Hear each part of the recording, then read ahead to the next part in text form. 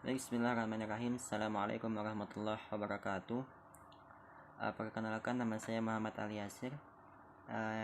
Pada kesempatan kali ini saya akan menyampaikan atau mempresentasikan tugas mata kuliah strategi pembelajaran bahasa Arab atau strategi, yaitu hasil laporan observasi pembelajaran bahasa Arab mufradat atau kosakata pada siswa kelas 7 di MTSN 2 Amuntai. Baiklah, langsung saja ke strategi pembelajaran bahasa Arab untuk siswa kelas 7 di MTSN 2 Amuntai. Jadi melalui wawancara saya dengan gurunya, di sana beliau mengatakan bahwasanya sebenarnya untuk mengajar siswa kelas 7 ini tidak ada strategi khusus, dikarenakan beliau sudah tahu tidak semua siswanya itu berasal dari MI, yang artinya sebagian besar dari mereka kebanyakan belajar bahasa Arab ini dari nol. Nah, oleh karena itu, jadi tahap yang dilakukan oleh guru yaitu tahap pertama, guru bahasa Arab ini mengajarkan siswanya untuk terbiasa menulis terlebih dahulu, menulis tulisan Arabnya. Dan biasanya tugas pertamanya itu adalah mereka diberikan tugas dengan mencatat tulisan Arab, dan penugasan itu pun tidak terlalu banyak karena kasihan dengan siswanya jika terlalu banyak tugas.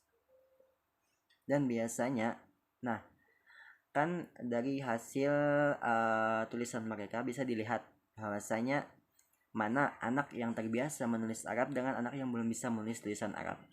Kemudian tahap keduanya ialah biasanya guru meminta mereka membaca teks Arab. Nah, berhubung yang saya observasi di kelas 7 dan pas mereka untuk khusus di kelas 7 ini mereka sendiri teksnya kebanyakan itu mengarah ke mufradat, nah, atau ke kosakata yang sering diucapkan sehari-hari itu, seperti ucapan sapaan ahlan wasahlan, ahlan bik.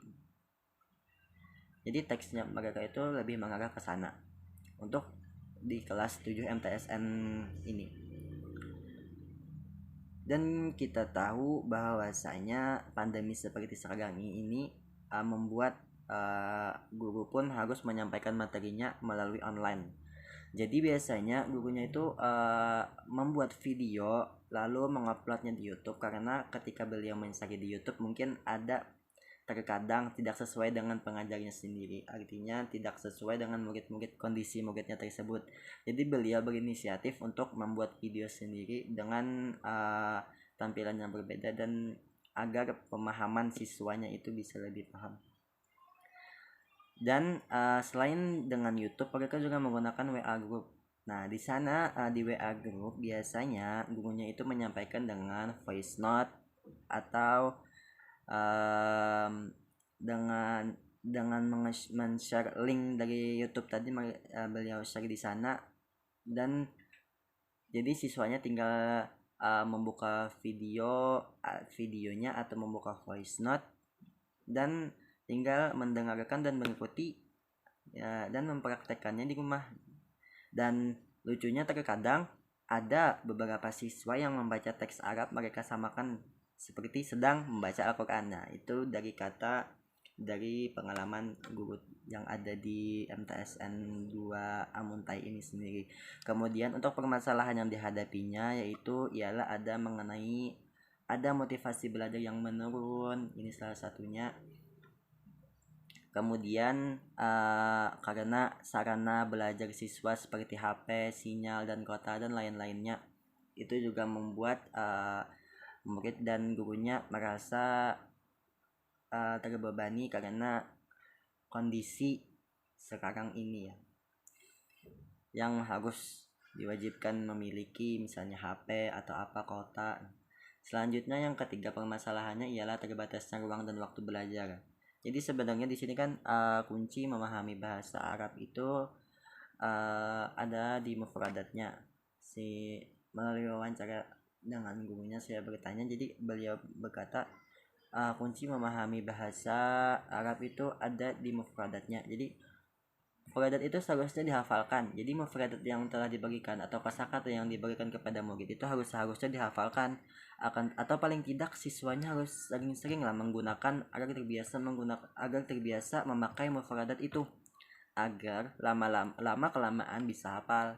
Tapi berhubung masa pandemi ini gurunya itu tidak menuntut banyak dari siswa untuk mau menghafalkan mufradat itu. Jadi kendalanya karena terbatasnya ruang dan waktu belajar. Jadi siswa hanya sekedar tahu saja, tidak menghafalkan atau tidak menyetor gitu.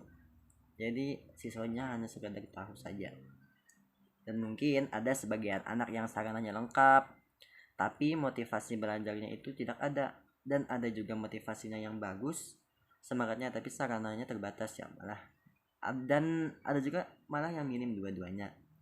Kemudian untuk hasil deskripsi observasi pembelajaran bahasa Arab di kelas 7 MTSN saya ialah di sana ketika guru menyampaikan kegiatannya hari ini berisikan tentang misalnya tentang mencari kosakata bahasa Arab yang sudah dicantumkan. Guru misalnya carikan bahasa Arab buku. Jadi siswa pun bisa mencarinya bisa melalui kamus atau di buku LKS atau mungkin di Google. Nah, melalui media-media lain. Jadi jika terdapat ketidakpahaman siswa misalnya dalam materi atau soal yang dibagikan, bisa langsung bertanya di WA grup itu sendiri.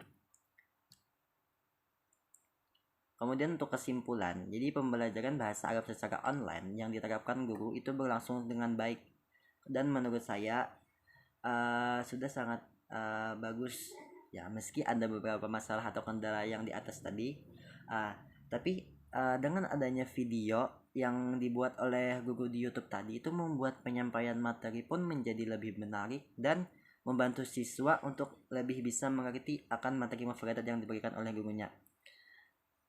Ya, itu kesimpulan. Kemudian untuk saran dari saya untuk motivasi belajarnya siswa adalah sebenarnya peranan orang tua